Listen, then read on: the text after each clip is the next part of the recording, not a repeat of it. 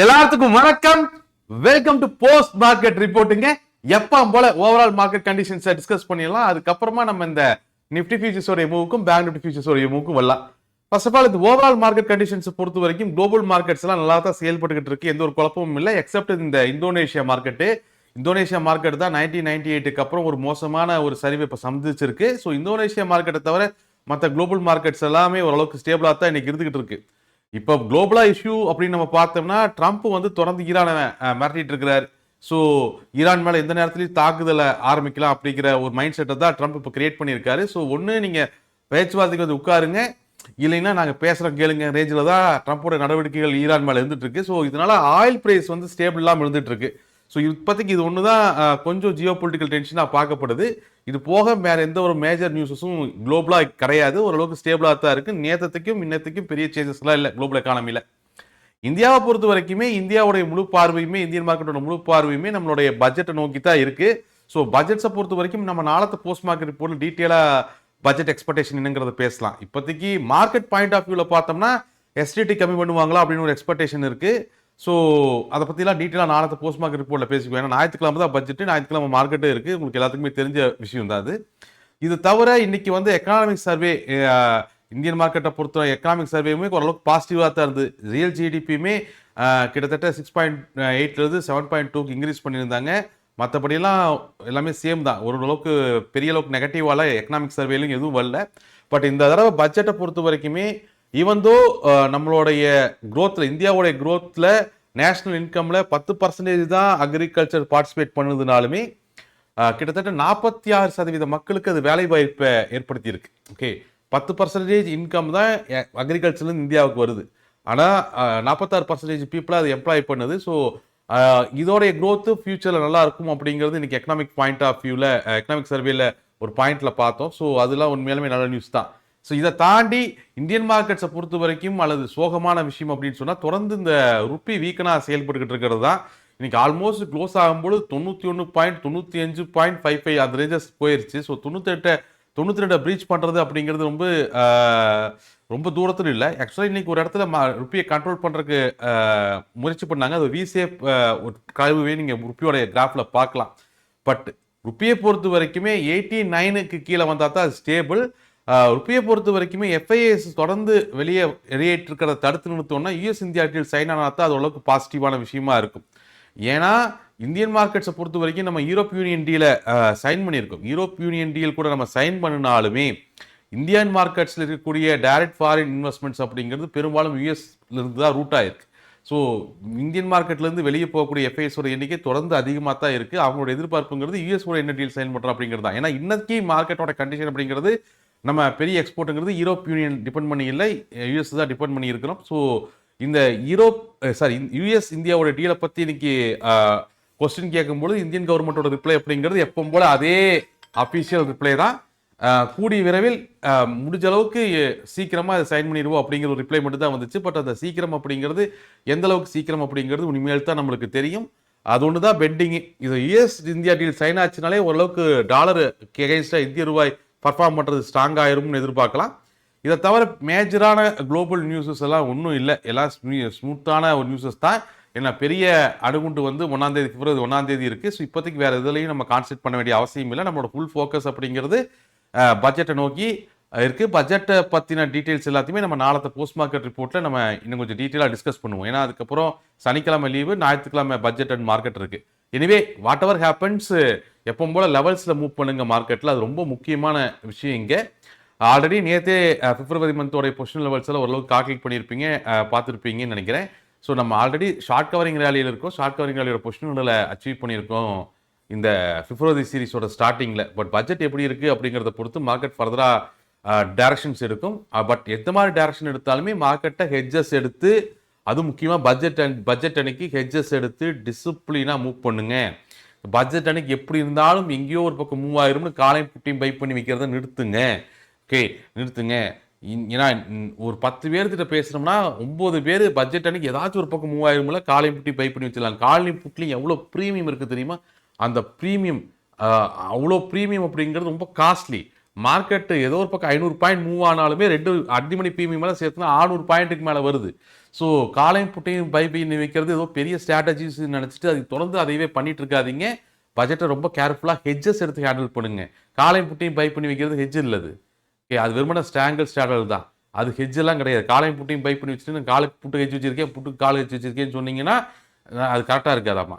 So okay, so values நம்ம Nifty ஃபியூச்சர்ஸோட values discuss பண்ணிடலாம். அதுக்கப்புறம் நம்ம மற்றதை பேசிக்குவோம். நிஃப்டி ஃபியூச்சர்ஸை பொறுத்த வரைக்கும் இன்னைக்கு ரொம்ப ஸ்மூத்தான ஒரு மூவ் தான். மார்க்கெட் ஓப்பன் ஆகும்போது இன்னமும் நெகட்டிவ் ஓப்பனில் தான் ஓப்பன் ஆச்சு. பிரைமரி சப்போர்ட்டுக்கு கீழே ஓப்பன் ஆன உடனே செகண்ட் இன்ட்ராடே சப்போர்ட் 25,358 பிரேக் பண்ணுறதுக்கு ஃபர்ஸ்ட் ஹாஃப் அன் ஹவரில் முயற்சி பண்ணாங்க. ஒரு கிட்டத்தட்ட ஆல்மோஸ்ட் 9 மணி வாக்கிலே நம்ம 25,358 அப்படின்னு சொல்லக்கூடிய அந்த செகண்ட் இன்ட்ராடே சப்போர்ட்டை பிரேக் பண்ணோம். அதுக்கு கீழே இந்த ஷார்ட் கவரிங் ராலியோட ஸ்டார்டிங் பாயிண்ட் வந்து 25,232. ஆல்மோஸ்ட் ஷார்ட் கவரிங் ராலியோட ஸ்டார்டிங் பாயிண்ட் கிட்டேயே வந்துருச்சு. ஆல்மோஸ்ட் ஒரு 30 பாயிண்ட் தான் மிச்சம். 25,262 வரைக்கும் வந்துருச்சு. 25,262 எக்ஸாக்டாக மார்க்கெட்டை புல்ஸ் டிஃபெண்ட் பண்ணி மேலே கொண்டு போய் பார்த்தோம். இப்போ தொடர்ந்து நம்ம ஷார்ட் கவரிங் ராலிக்குள்ள தான் இருந்துகிட்டு இருக்கோம். இப்போ ஷார்ட் கவரிங் ராலிக்குள்ள தான் நிஃப்டி ஃபியூச்சர்ஸ் இருந்துகிட்டு இருக்கு. ஷார்ட் கவரிங் ராலி அப்படிங்கிறது 25,232 ஆரம்பிச்சு ஆல்மோஸ்ட் 25,688 முடியுது. அதோட ஹடில் தான் 25,472. ஸோ போஸ்ட் மார்க்கெட் ரிப்போர்ட்ல தான் அதை பார்த்துருப்பீங்கன்னு நினைக்கிறேன். So market almost short covering ராலியோட ஸ்டார்டிங் பாயிண்ட் கிட்ட புல்ஸ் மார்க்கெட்டை டிஃபெண்ட் பண்ணாங்க. அது டிஃபெண்ட் பண்ணி மேலே போன மார்க்கெட்டு ஒன் செகண்ட் இன்ட்ராடே சப்போர்ட்டுக்கு மேலே போனதுக்கப்புறம் அதுக்கு கீழே அலோவ் பண்ணல. 25,358 கீழே அலோவ் பண்ணல. ஏன்னா அதை பிரேக் பண்ணதுக்கப்புறம் தான் மார்க்கெட்டோடைய ஃபால் ஷார்ட் கவரிங் ராலியோட ஸ்டார்டிங் பாயிண்ட் நோக்கி இருந்துச்சு. ஸோ ரெண்டாவது தடவை அதை கிராஸ் பண்ணதுக்கப்புறம் அதுக்கு கீழே பிரேக் பண்ணுறதுக்கு பியர்ஸ் எவ்வளோ முயற்சி பண்ணாங்க. பட் செகண்ட் இன்ட்ராடே சப்போர்ட்டுக்கு கீழே மறுபடியும் புல்ஸ் வந்து மார்க்கெட் அலோவ் பண்ணலாம். அங்கே டிஃபெண்ட் பண்ணி மார்க்கெட் ஃபர்தராக ஃபர்ஸ்ட் இன்ட்ராடே சப்போர்ட்டான 25,432 அச்சீவ் பண்ணி அதுக்கப்புறம் positional hurdle and negative opening of day அது விச் இஸ் பிரைமரி சப்போர்ட் எல்லாமே ஒன்று தான். பொசிஷனல் ஹடல் 25,472 இதுதான் பிரைமரி சப்போர்ட்டுங்க கீழே கூட. அதை கிட்டத்தட்ட ஒரு ஹாஃப் அன் அவர் ஃபைட் பண்ணி அதை பிரேக் பண்ணி நம்ம பாசிட்டிவ் ஓப்பனிங் ஆஃப் டேவை ரீச் பண்ணி ஃபர்ஸ்ட் இன்ட்ராடே ரெசிஸ்டன்ஸை ரீச் பண்ணோம். ஃபர்ஸ்ட் இன்ட்ராடே ரெசிஸ்டன்ஸ் தான் இந்த மார்க்கெட்டோட ஹை. ஃபர்ஸ்ட் இன்ட்ராடே ரெசிஸ்டன்ஸை ரீச் பண்ண உடனே பியர்ஸ் மார்க்கெட்டை டிஃபெண்ட் பண்ண ட்ரை பண்ணாங்க. பட் அது அந்த டைமில் வந்து பாசிட்டிவ் ஓப்பனிங் ஆஃப் டேக்கு கீழே புல்ஸ் வந்து மார்க்கெட் அலோவ் பண்ணவே இல்லை. நீங்கள் லாஸ்ட் ஒரு ஹாஃப் அன் அவர் பார்த்தீங்கன்னா அது கிட்டத்தட்ட ஒரு 30 பாயிண்ட் மூவ் தான். லாஸ்ட் ஹாஃப் அன் அவருமே ஒரு 30 பாயிண்ட் மூவ் தான். அதாவது ஃபர்ஸ்ட் இன்ட்ராடே ரெசிஸ்டன்ஸான 25,562க்கும் first positive opening of day அதாவது பிரைமரி ரெசிஸ்டன்ஸான 25,532க்கு நடுவில் தான் அந்த ஒட்டுமொத்த மூவ்மே இருந்துச்சு. Last half an hour primary ரெசிஸ்டன்ஸையும் ஃபர்ஸ்ட் இன்ட்ராடே ரெசிஸ்டன்ஸுக்கு நடுவிலே வச்சு முடிச்சுட்டாங்க. பட் ஆல்மோஸ்ட் இன்னைக்கு மார்க்கெட்டை பொறுத்த வரைக்குமே நெகட்டிவ் ஓப்பனிங் ஆஃப் டே அல்லது பொசிஷன் நடுவிலான 472 கிராஸ் பண்ணி பாசிட்டிவ் ஓப்பனிங் ஆஃப் டேக்கு மேலே க்ளோஸ் ஆகிருக்கும். இந்த க்ளோஸை பொறுத்த வரைக்கும் ரொம்பவுமே ஒரு ஃப்ளாட்டான ஒரு க்ளோஸ் தான். இந்த க்ளோஸை பொறுத்த வரைக்கும் ரொம்பவுமே ஒரு ஃப்ளாட்டான ஒரு க்ளோஸ். இந்த க்ளோஸை பொறுத்த வரைக்கும் நாளைக்கு மார்க்கெட்டில் லூப் ஃபார்மேஷன் ஆயிருக்கு. ஸோ முதல்ல அதை டிஸ்கஸ் பண்ணுவோம். ஃபர்ஸ்ட் ஆஃப் ஆல் நாளത്തെ மார்க்கெட்டை பொறுத்த வரைக்குமே லூப் ஃபார்மேஷன் இருக்கு. டவுன் சைடில் பிரைமரி சப்போர்ட் அப்படிங்கிறது 25,472 தான். பிரைமரி சப்போர்ட் தான் பொசிஷன் நடுவுமே. ஸோ 25,472 தான் பிரைமரி சப்போர்ட். அதுதான் பொசிஷன் நடுவில் நாளത്തെ மார்க்கெட்டில். அதுக்கு கீழே அடுத்த மந்த்லி சப்போர்ட் அப்படிங்கிறது 25,232. அடுத்த மந்த்லி சப்போர்ட் 25,232. அதுக்கு கீழே அடுத்த மந்த்லி சப்போர்ட் 25,162. அதுக்கு கீழே பொசிஷன் நடுவில் 24,938. இன்ட்ராடே சப்போர்ட்ஸ் வந்து 25,432லையும் 25,358லையும் இன்ட்ராடே சப்போர்ட்ஸ் இருக்குது. இது டவுன் சைடில். மேலே பார்த்தீங்க அப்படின்னு சொன்னால் பிரைமரி ரெசிஸ்டன்ஸ் வந்து 25,628 25,628 பிரைமரி ரெசிஸ்டன்ஸ். பிரைமரி ரெசிஸ்டன்ஸுக்கு மேலே அடுத்த மந்த்லி ரெசிஸ்டன்ஸ் 25,688 அடுத்த மந்த்லி ரெசிஸ்டன்ஸ் வருது. அதுக்கு அடுத்த மந்த்லி ரெசிஸ்டன்ஸ் 25,728. அதுக்கு மேலே பொசிஷன் 25,982. இன்ட்ராடே ரெசிஸ்டன்ஸை பொறுத்த வரைக்கும் 25,828லையும் 25,762லையும் இருக்குது. அண்டு பிரைமரி சப்போர்ட்டுக்கும் பிரைமரி ரெசிஸ்டன்ஸுக்கு நடுவில் பிரைமரி சப்போர்ட் அப்படின்றது 25,472, பிரைமரி ரெசிஸ்டன்ஸ் 25,628. இது ரெண்டுக்கு நடுவில் இருக்கிறது அப்படிங்கிறது லூப் ஏரியா. இது ரெண்டுக்கு நடுவில் இருக்கிறது loop area. So loop area பற்றி நம்ம நிறைய டிஸ்கஸ் பண்ணியிருக்கோம் ஆல்ரெடி. ஸோ இது நிஃப்டி ஃபியூச்சர்ஸினுடைய ரெசிஸ்டன்ஸ் அண்ட் சப்போர்ட் டீட்டெயில்ஸ். அதே மாதிரி ஓப்பன் இன்ட்ரெஸ்ட்டையும் ஒரு பேசிடுவோம். நம்ம ஓப்பன் இன்ட்ரெஸ்ட்டை பொறுத்த வரைக்குமே இன்னைக்கு ஓரளவுக்கு பியர்ஸ் வந்து அவங்களுடைய அட்டாக் பொசிஷன்ஸை கம்மி பண்ணியிருக்காங்க. நேற்று நிறைய பியர்ஸ் அட்டாக் பொசிஷன் வச்சுருந்தாங்க. இன்னைக்கு அட்டாக் பொசிஷன்ஸை கம்மி பண்ணியிருக்காங்க. பட் டிஃபென்ஸ் பொசிஷன்லாம் அவங்க ஒன்றும் பெருசாக கம்மி பண்ணல. டிஃபென்ஸ் பொசிஷனை பொறுத்த வரைக்கும் இன்னுமே ஸ்ட்ராங்காக தான் அவங்க மூவ் பண்ணிட்டு இருக்காங்க. உதாரணத்துக்கு பிஎஸ்ஓட டிஃபென்ஸ் பொசிஷன் ஆல்மோஸ்ட் 450 வரைக்கும் ஸ்ட்ராங்காக தான் இருக்கு. 450 வரைக்கும் அவங்க ஸ்ட்ராங்காக தான் பொசிஷனை மெயின்டைன் பண்ணுறாங்க. 450ங்கிறது பொசிஷனல் நடுவிலான 25,472 குறிக்குது. ஓகே, 25,472 குறிக்குது. அதுக்கு அது வரைக்குமே பியர் ஸ்ட்ராங்கான ஒரு பொசிஷனை தான் மெயின்டைன் பண்ணுறாங்க, சப்போர்ட் பொசிஷன் மெயின்டைன் பண்ணுறாங்க. அதுக்கு மேலே தான் அட்டாக்கிங் பொசிஷன்ஸை முழுவதுமாக பியர்ஸ் கவர் பண்ணியிருக்கிறத பார்க்க முடியுது. புல்ஸை பொறுத்த வரைக்குமே அவங்களோட பொசிஷனுமே டிஃபென்ஸ் இன்னுமே ஸ்ட்ராங்காக தான் இருக்குது. அவங்களோட டிஃபென்ஸ் பொசிஷனும் நீங்கள் கரெக்டாக பார்த்தீங்கன்னா தெரியும், 500 வரைக்குமே கிட்டத்தட்ட அதே பொசிஷனலான 25,472 பேஸ் பண்ணி தான் 500 வரைக்கும் ஸ்ட்ராங்கான டிஃபென்ஸ் பொசிஷனை மெயின்டைன் பண்ணுறாங்க. அதுக்கு கீழே கம்மி தான். அதுக்கு கீழே 25,550 600 வெறும் சிங்கிள் டிஜிட் தான். அப்போது ஓவராலாக நம்ம ஓப்பன் இன்ட்ரெஸ்ட்டை பார்க்கும் பொழுது பியர்ஸ் அட்டாக் பொசிஷன்ஸை கவர் பண்ணிட்டாங்க, புல்ஸ் அட்டாக் பொசிஷன்ஸை கவர் பண்ணல. பட் ரெண்டு பேருமே டிஃபென்ஸை ஸ்ட்ராங்காக மெயின்டைன் பண்ணுறாங்க. ரெண்டு பேருமே டிஃபென்ஸ் பொசிஷனை ஸ்ட்ராங்காக மெயின்டைன் பண்ணுறாங்க. பட் பியர்ஸ் அட்டாக் பொசிஷனை கவர் பண்ணியிருக்காங்க, புல்ஸ் அட்டாக் பொசிஷனை கவர் பண்ணல. இவ்வளோதான் ஓப்பன் இன்ட்ரெஸ்டோடைய நிலவரம். பேங்க் நிஃப்டியுமே ரொம்ப சாதகமாக தான் இருந்துச்சு. பேங்க் நிஃப்டியை பொறுத்த வரைக்கும் பார்த்தீங்கன்னா மார்க்கெட் ஓப்பன் ஆன உடனேயே அது ஆல்மோஸ்ட் அந்த சிங்கோடைய லோயர் ரெண்டு 59,768, சாரி அது 8 ஓகே, 59,768 அப்படின்னு சொல்லக்கூடிய அந்த பியர் சிங்கோடைய ஸ்டார்டிங் பாயிண்ட்ல தான் ஓப்பன் ஆனோம். ஓப்பன் ஆனோடனே அந்த பியர் சிங்கோட ஸ்டார்டிங் பாயிண்ட்ல தான் கிட்டத்தட்ட 10 மணி வரைக்குமே பஞ்சாயத்து ஓடிட்டு இருந்துச்சு.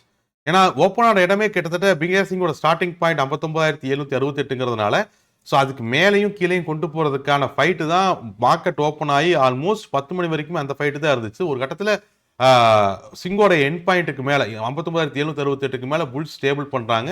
அப்புறம் அங்கிருந்து உடனே பாசிட்டிவ் ஓப்பனிங் ஆஃப் டேயான 59,932 ரீச் பண்ணி அதுக்கு மேலே மார்க்கெட்டை ஸ்டேபிளைஸ் பண்ணி புல்ஸ் ஃபர்தராக ரேலி பண்ணாங்க. பட் இன்னுமே அவங்க அடுத்த புல்சிங்குள்ளே போகல. அடுத்த புல்சிங்குக்கு இன்னுமே கிட்டத்தட்ட ஆல்மோஸ்ட் இன்னொரு 30 பாயிண்ட் பக்கம் மிச்சம் இருக்குது. ஆக்சுவலாக அடுத்த புல்சிங் 60,318 தான் ஸ்டார்ட் ஆகுது. ஸோ இன்னும் கன்சால்டேஷன் ஜோனில் தான் பேங்க் நிஃப்டியை க்ளோஸ் பண்ணியிருக்காங்க. கன்சால்டேஷன் ஜோனில் தான் பேங்க் நிஃப்டியை க்ளோஸ் பண்ணியிருக்காங்க. பேங்க் நிஃப்டியோட க்ளோஸுமே ரொம்ப ஃப்ளாட்டான ஒரு க்ளோஸ் தான். ஓகே, ஸோ பேங்க் நிஃப்டியோட க்ளோஸை பொறுத்த வரைக்கும் 60,318 அதுதான் பிரைமரி ரெசிஸ்டன்ஸும் கூட, அதுதான் நாளைக்கு சிங்கோடைய மந்த்லி ரெசிஸ்டன்ஸும் கூட. 60,318 தான் மந்த்லி ரெசிஸ்டன்ஸ், 60,318 தான் பிரைமரி ரெசிஸ்டன்ஸ் நாளത്തെ மார்க்கெட்டை பொறுத்த வரைக்கும். அதுக்கு மேலே அடுத்தடுத்த மந்த்லி ரெசிஸ்டன்ஸ்னு பார்த்தீங்கன்னா 60,872, 61,132, 61,778. அதுக்கு கீழே பிரைமரி சப்போர்ட் அப்படின்னு எடுத்துட்டோம்னா 60,158. அதுக்கு கீழே அடுத்தடுத்த மந்த்லி சப்போர்ட் அப்படின்னு நம்ம பார்த்தோம்னா 59,768, 59,228 மந்த்லி சப்போர்ட்ஸ். பிரைமரி ரெசிஸ்டன்ஸுக்கும் பிரைமரி சப்போர்ட்டுக்கு நடுவில் லூப் ஃபார்மேஷன் இருக்குது. பேங்க் நிஃப்டிலையும் லூப் ஃபார்மேஷன் இருக்குது, ஞாபகம் வச்சுக்கோங்க. அண்டு பட்ஜெட்டுக்கு முன்னாடி நாளത്തെ மார்க்கெட்டு பட்ஜெட்டுக்கு முன்னாடி மார்க்கெட்டு ரொம்ப கேர்ஃபுல்லாக மூவ் பண்ணணும். ஒரே நிமிஷம் செக் பண்ணிடலாம். பேங்க் நிஃப்டியோட ஓப்பன் இன்ட்ரெஸ்ட்டை பொறுத்த வரைக்கும் பிஎஸ் டிஃபென்ஸ் பொசிஷனை கொஞ்சம் அளவுக்கு இன்க்ரீஸ் பண்ணியிருக்காங்க.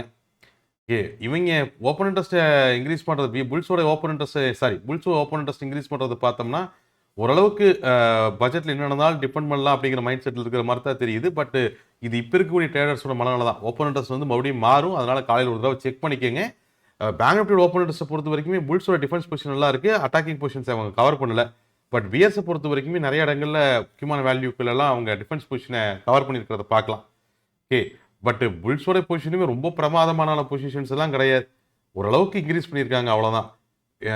இன்னும் அடுத்த புல்சிங்குள்ளே போனால் தான் பிஎஸ்சிங்குள்ளே போனால் தான் பேங்க் நிஃப்டியை பொறுத்த வரைக்கும் அடுத்த மூவ்மெண்ட்டு. ஆக்சுவலாக பேங்க் நிஃப்டியில் ரொம்ப கேர்ஃபுல்லாக இருக்கணும். பேங்க் நிஃப்டியை பொறுத்த வரைக்குமே நீங்கள் பார்த்தீங்கன்னா கிட்டத்தட்ட கடந்த 3 மாதமாகவே ஏதோ ஒரு சிங்குக்குள்ளேயே உட்காந்து படுத்து தூங்கி எந்திரிச்சு அப்புறம் அங்கேயே எக்ஸ்பிரி நடக்கிறத நம்ம பார்த்துட்டு இருக்கிறோம். கடந்த 3 மாதமாகவே அப்படி நடந்துட்டு இருக்கு.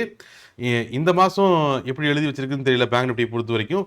அதுவும் பேங்க் நிஃப்டியோட ரிசல்ட்ஸு ஒன்று நல்லா வந்தால் இன்னொன்று மோசமாக இருக்குது, ஒரு நாள் எத்தனை இன்னொரு நாள் இருக்கிறான், இப்படியே தான் பேங்க் நிஃப்டி காமெடி பண்ணிட்டு இருக்கு. ஸோ பேங்க் நிஃப்டியோட ரிசல்ட்ஸுமே மாறி தான் வந்துட்டு இருக்கு. அது ரொம்ப முக்கியமாக நம்ம கவனிக்கணும். ஆக்சுவலாக இன்றைக்கே பார்த்தீங்கன்னா ஒரு பக்கம் கனரா பேங்க்கு 4% இறங்குது, இன்னொரு பக்கம் ஆக்சிஸ் பேங்க்கு 3% ஏறுது.